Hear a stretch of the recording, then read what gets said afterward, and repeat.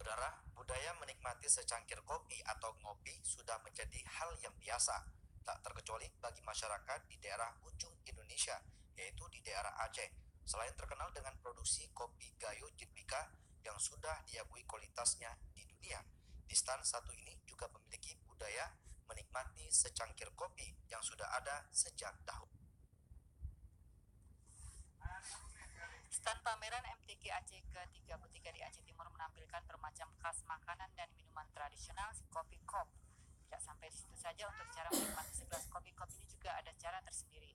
Mereka sudah terbiasa dengan menikmati sajian segelas kopi dalam keadaan terbalik. Sajian seperti ini mungkin sangat tabu bagi kita yang awam akan dunia perkopian.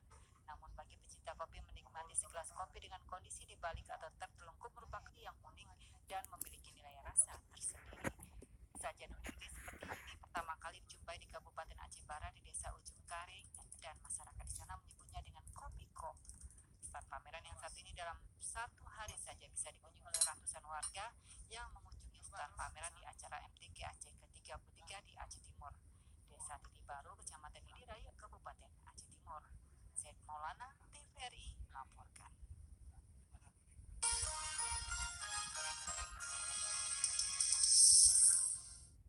Sekian Warta Aceh hari ini. Saya Denny Zulfikar, mewakili kerabat kerja bertugas, mengucapkan terima kasih atas perhatian Anda. Wassalamualaikum.